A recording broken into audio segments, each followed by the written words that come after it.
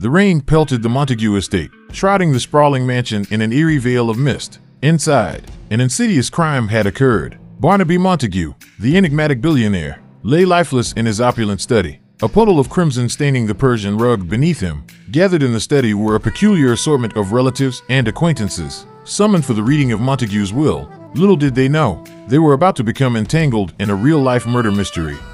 The suspects stood uneasily in the room, casting furtive glances at each other. Among them were Miranda Montague, the younger wife renowned for her extravagant tastes; Percival Montague, Barnaby's estranged nephew with a gambling habit; Penelope Montague, the reclusive niece with a fascination for taxidermy and a rumored disdain for her family; Jasper Finch, the family lawyer; and Sully, the ever-grumbling butler.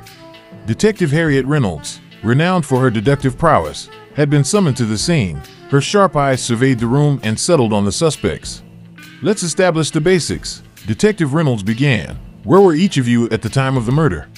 Miranda Montague, her mascara-smudged face a mask of distress, spoke first. "I was in the conservatory, admiring my orchids. Blood makes me queasy." Detective Percival Montague, his gaze darting nervously, added, "I was in the library, trying to find a book to while away the time. I had no motive to harm my uncle." Penelope Montague's gloved hands were clasped together as she said, "I was in the basement, tending to my taxidermy collection. I find solace in the company of the deceased."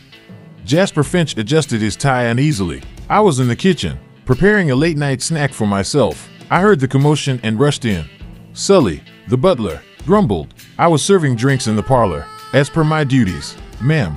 Detective Reynolds nodded thoughtfully. "Very well. Now, I'll need to examine the crime scene. No one is to leave this room until I've gathered all the evidence."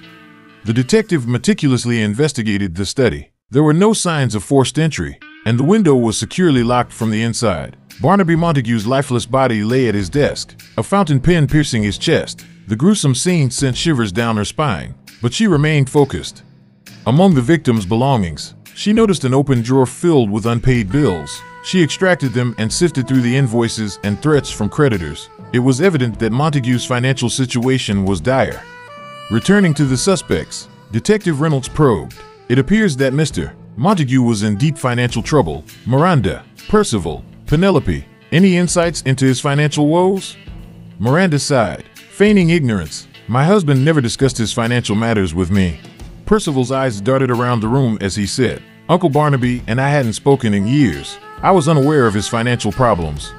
Penelope's lips curled into a sardonic smile. "I have no interest in the family's finances, Detective. My focus lies elsewhere." Detective Reynolds turned to Jasper Finch. "As the family lawyer, you must have known something about Mr. Montague's financial situation." Jasper hesitated before responding. "I did. I advised him to liquidate some assets to pay off his debts, but he refused. He was stubborn, and I feared this day would come." The detective continued her investigation, and her attention was drawn to the fountain pen that had been used as the murder weapon. A faint smudge of ink on Montague's hand puzzled her. She wondered why the victim had ink on his hand. Returning to the suspects one more time, Detective Reynolds declared, "I believe I have enough evidence to identify the murderer. Please remain here while I piece it together." She retreated to the study, examining her notes and the evidence. After a thorough analysis, she returned to the suspects with a determined look. "It's become clear to me who committed this crime," she said, glancing around the room. "But how?" Penelope Montague inquired. Detective Reynolds pointed at the ink smudge on the victim's hand. "This ink smudge is a crucial clue. It reveals the murderer to be." She paused, letting the tension in the room escalate, and then declared, "Percival Montague." Gasps filled the room as the suspects exchanged bewildered glances. Detective Reynolds explained, "The ink smudge on Mr. Montague's hand was no accident. He was in the library when he noticed his uncle's financial troubles. Desperate for his share of the inheritance, he concocted a plan. Percival sedated his uncle and used the fountain pen to kill him, creating a scene to make it appear like a suicide. The ink smudge on the victim's hand was the giveaway." Percival Montague's face turned ashen as he stammered, "I didn't." Detective Reynolds interrupted, "Your motive was clear, Mr. Montague. You needed the inheritance to cover your gambling debts." As the truth unraveled, Percival Montague was handcuffed, ending the chilling mystery. The rain continued to pour outside, but within the Montague Mansion, the storm of deceit and murder had subsided.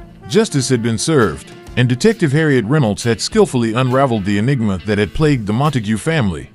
With the case solved, Detective Reynolds left the mansion, her footsteps echoing in the grand hallway. She couldn't help but feel a sense of satisfaction, knowing that she had successfully solved another intricate puzzle